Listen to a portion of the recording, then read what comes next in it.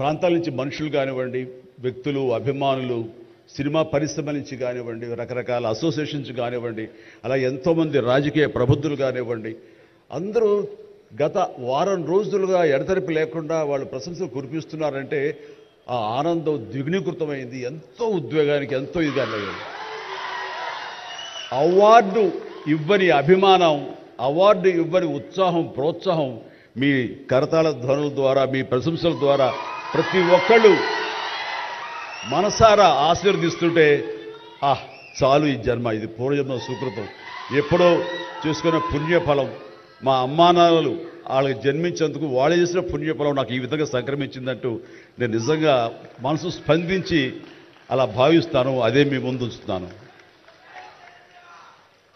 ఇక నాకు తెలిసి ప్రప్రథమంగా అవార్డులు అనౌన్స్ చేసిన వెంటనే ఒక ప్రభుత్వం స్పందించి వారికి ఈ రకంగా సన్మానం చెయ్యాలి అనే భావం రావటం అన్నది బహుశా ఎప్పుడు జరగలేదు.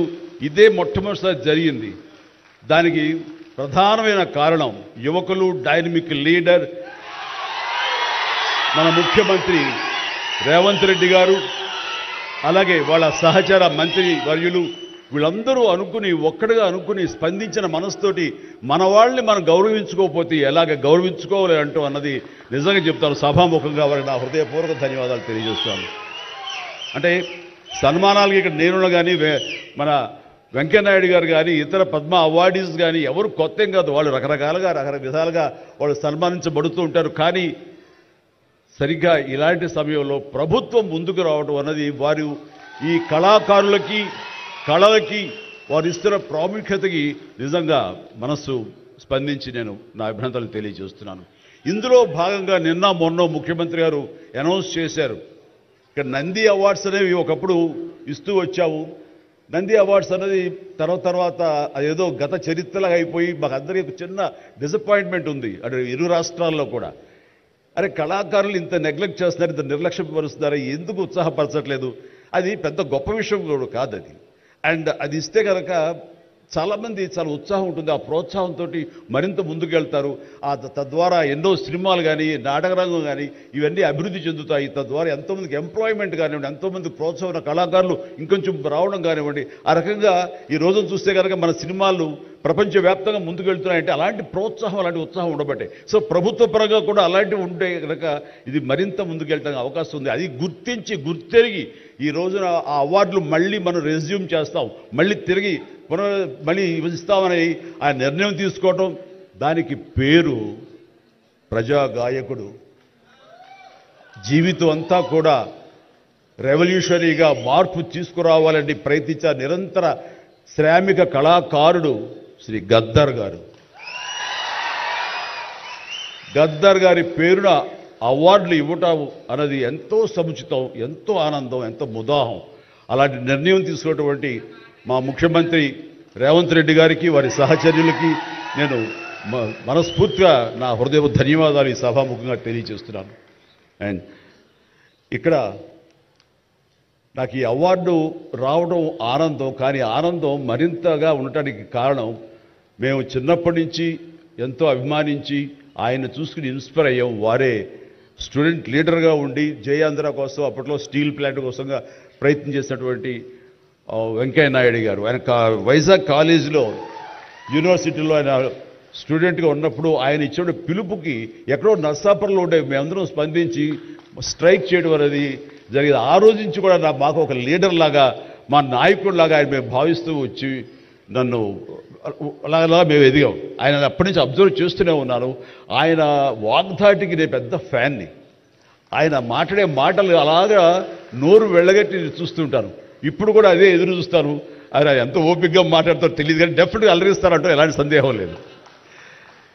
సో ఆ రోజు నుంచి ఈ రోజు వరకు కూడాను ఆయన రాజకీయంగా ఒక హుందాతనంతో రియల్ స్టేట్స్మెన్ ఇన్ పాలిటిక్స్ అన్నది ఆయన నిర్మాణాత్మకంగా అలా వెళ్తూ ముందుకెళ్తూ ఈ రోజున అత్యున్నతమైన పొజిషన్ మాజీ ఉపరాష్ట్రపతిగా ఆయన నిర్వహించి తన బాధ్యతలు చేశారు. కానీ ఆయన ఎప్పుడూ మదనపడుతుంటారు. నాతో కూడా ఆయన షేర్ చేసుకున్నారు.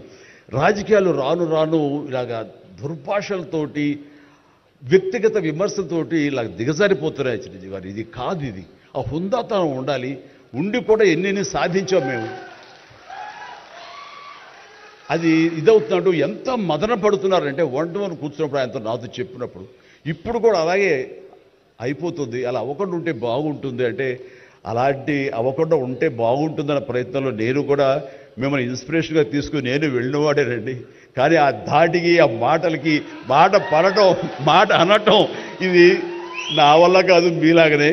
కాబట్టి నేటి రాజకీయాల్లో మనం అన్ఫిట్ అంటారా, లేకపోతే మనలాంటి వాళ్ళు ఇలాగా ఎగైన్ ప్రతిసారి ప్రతి చోటని చెబుతూ ఉంటే ప్రజలు వాళ్ళు మోటివేట్ అయ్యి అలా దుర్భాషలాడి రాజకీయంగా వ్యక్తిగతంగా విమర్శ చేసే వాళ్ళు కానీ తిప్పి కొట్టగలిగితే ఖచ్చితంగా మీరనుకున్నది నేను అనుకున్నది జరిగి తీరుతుందండి. ఒక వాజ్పేయి గారు ఆ రోజుల్లో స్టేట్స్ మ్యాన్ అంటారు. ఆయనలాగా మళ్ళీ అంత హుందాతనం మళ్ళీ మనం ఈ రోజున మనం వెంకయ్యనాయుడు గారిలో చూస్తున్నాం. అయితే ఆయన రాజకీయంగా కొంచెం విశ్రమించారు కాబట్టి ఈ రోజున ప్రజలే ఆలోచించుకోవాలి.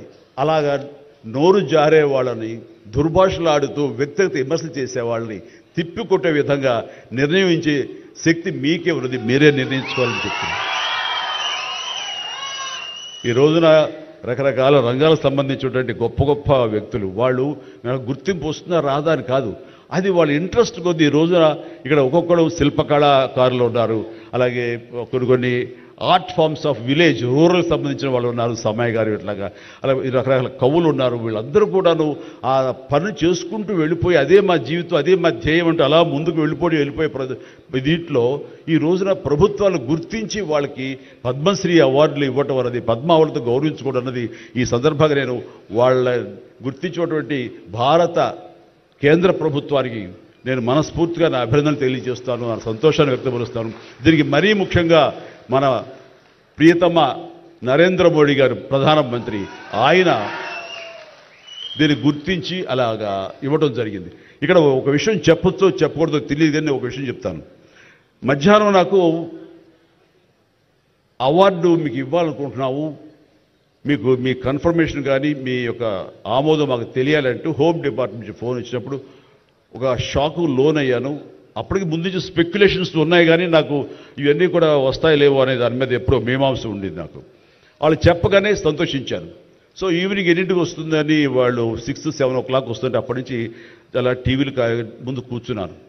సో కొంతసేపు చూసేసరికి రాలేదు ఆ వచ్చినాయి అని గబగ నేను సర్దుకొని కూర్చుంటే ముందు పద్మశ్రీ అవార్డులు ఒక 34-36 వచ్చినాయి. ఆ తర్వాత నెక్స్ట్ మందే కదా అనుకుంటూ అందరూ సర్దుగా రెండు పిల్లలు గొడవ చేయకుండా కూర్చోండి రే ఇష్యూగా నా పేరు వస్తుంది అంటే కూర్చాను. అరగంట అయింది రాలేదు, గంట అయింది రాలేదు, గంటన్నర అయింది.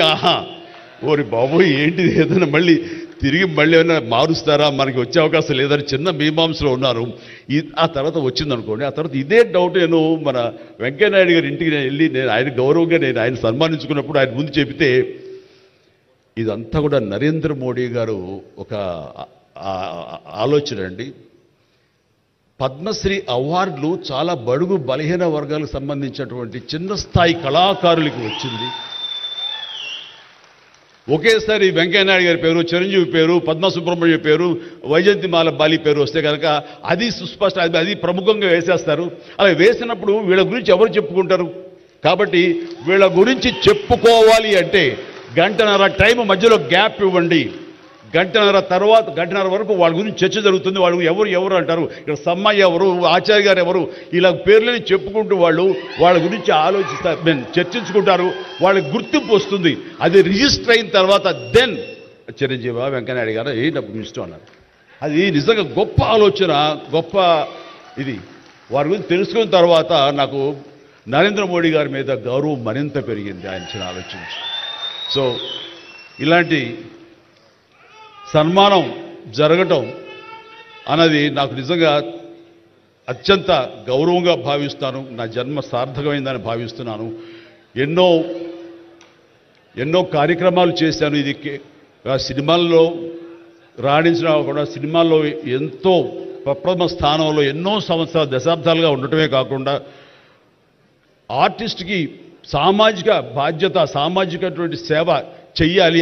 అది నేను అనుకోను కాదు, ఏమీ కాదు, నాకు అనిపించి నా అభిమానులు అందరూ కలిపి వాళ్ళు ఎంతసేపటికి సినిమా థియేటర్లకో వాల్ పోస్టర్లకో పాలాభిషేకాలకో వీటి కొట్టుకోవడాలు వీటికి ఉండేటటువంటి కల్చర్ని మనం మార్చాలి అనే ఉద్దేశంతో వీళ్ళందరూ శక్తివంతులు. ఇలాంటి శక్తిని అన్గైడెడ్ మిస్సైల్లా ఉండకుండా దీని అన్నింటి ఛానలైజ్ చేస్తే కనుక వీళ్ళ చేత సత్కార్యాలు మనం చేయించుకోవచ్చు అనే భావం నాకు లేట్ 90s వచ్చింది. అందులో భాగంగా ఆ రోజున బ్లడ్ దొరకక ఎంతోమంది మరణిస్తున్నారని తెలిసిన తర్వాత ఇంతమంది ప్రజానీకం ఉండి కేవలం బ్లడ్ అనేది హాస్పిటల్లోనో లేకపోతే ఫార్మస్యూటికల్స్లోనో దేడు దొరకదు మనకి. అది మనిషి ఇంకో మనిషికి ఇస్తేనే దొరుకుతుంది. అలాంటిది మనుషుల్లో ఇన్స్పైర్ చేయక వాళ్ళు స్పందింపచేసే విధంగా ఎవరు ముందుకు రాక జరుగుతుంది. కాబట్టి నేను ఎందుకు చేయకూడదు? నా అభిమానులు అనేవాళ్ళు ఎస్ ప్రాణం ఇస్తామంటారు. ప్రాణం వద్దు, రక్తం ఇవ్వండి,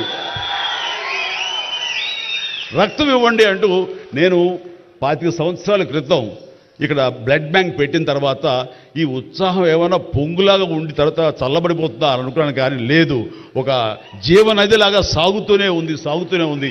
ఈరోజు కూడా మీ అందరి ప్రభావంతో ఎక్కడ మంచి కార్యక్రమం కానీ పుట్టినరోజు కానీ శుభకార్యం చేయాలన్నా ప్రతి ఒక్కరు రక్తదానం కోసం ముందుకు వస్తున్నారు, రక్తదానం ఇస్తున్నారు అంటే కనుక దానికి ప్రప్రథమంగా నడుం బిగించింది నేను, నా అభిమానులు చెప్పలో గర్వంగా ఉంది నాకు ఈ రోజుకి. అలాగే మన కరోనా క్రైసిస్ వచ్చినప్పుడు బయటికి వెళ్ళే అవకాశం లేదు, ఉపాధి లేదు, ఇంట్లో కట్టుబడి ఉండాలి. ఇలాంటి పరిస్థితుల్లో వాళ్ళందరికీ నిత్యావసర వస్తువులకు చాలా కష్టపడిపోతారు అనుకున్నప్పుడు నా ఇతర మిత్రుల సహాయ సహకారాలతోటి నేను పెద్ద ఎత్తున వాళ్ళకి 4 నెలల పాటు మన ఇళ్లలో తినే హై క్వాలిటీ గ్రాసరీస్ నేను వాళ్ళకి అందివ్వడం జరిగింది. అది వాళ్ళు బయటికి రాలేరు, పోలీసులు వాళ్ళు చాలా స్ట్రిక్ట్గా ఇంటికే పరిమితం చేస్తారు, ఏం తింటారు. అప్పుడు నా అభిమానులు నేను ప్రోత్సహించి వెళితే నా అభిమానులు ప్రతి ఇంటికి వెళ్ళి ఆ బ్యాగ్స్ ఇచ్చేవాళ్ళు. అది గొప్పగా నాకు ఎంతో సంతృప్తి ఇచ్చింది. అలాగే ఆక్సిజన్ దొరకని పరిస్థితుల్లో, ప్రభుత్వాలు కూడా చేయలేని పరిస్థితుల్లో, హాస్పిటల్స్ అన్నీ కూడా చేతులు తీసిన పరిస్థితుల్లో నేను నా మిత్రుల సహకారంతో నేను స్వయంగా నా అభిమానులతో వారం రోజుల్లో 32 ప్లేసెస్లో ఈరోజు ఆక్సిజన్ అందివ్వడం జరిగింది. అలాగే కాన్సన్ట్రేటర్స్ ఇవ్వడం జరిగింది. ఇవన్నీ కూడా ఏంటంటే చెయ్యాలని తపనతోటి. బహుశా ఇవన్నీ కూడాను నాకు ఈ రోజున ఈ అర్హత రావడానికి, ఈ అవార్డు రావడానికి నాకు దోహదపడిందేమో అనుకుంటున్నాను. భగవంతుడా ఇంకా నాకు ఈ శక్తి సామర్థ్యాలు ఇవ్వు, ఈ ఆలోచన ఇవ్వు. నేను అవార్డుల కోసం ఎదురు చూడను, అవార్డులు రావాలని కోరుకోను, లేకపోతే చాలు. వాళ్ళ గుండెలు ఉండే ప్రేమ కంటే ఏ అవార్డు పెద్దది కాదు. కాబట్టి ఇలాగా మిగతా జీవితం సినిమాలు చేస్తూనే ఉంటా, డ్యాన్సులు ఆడుతూనే ఉంటా, ఫైట్లు చేస్తూనే ఉంటా, మిమ్మల్ని అలరిస్తూనే ఉంటా. అలాగే ఈ సేవా కార్యక్రమాలు కొనసాగిస్తూనే ఉంటాను. ఇది మీకు చెబుతూ ఈ అవకాశం ఇచ్చినటువంటి తెలంగాణ రాష్ట్ర ప్రభుత్వానికి, మరీ ముఖ్యంగా మా ముఖ్యమంత్రి గారికి, మా ఉప ముఖ్యమంత్రి భట్టి గారికి, అలాగే మా సినిమాటోగ్రఫీ మినిస్టర్ గారికి, మిగతా ఇతర మినిస్టర్స్ అందరికీ నా హృదయపూర్వక ధన్యవాదాలు తెలియజేస్తూ థ్యాంక్ యూ సో మచ్.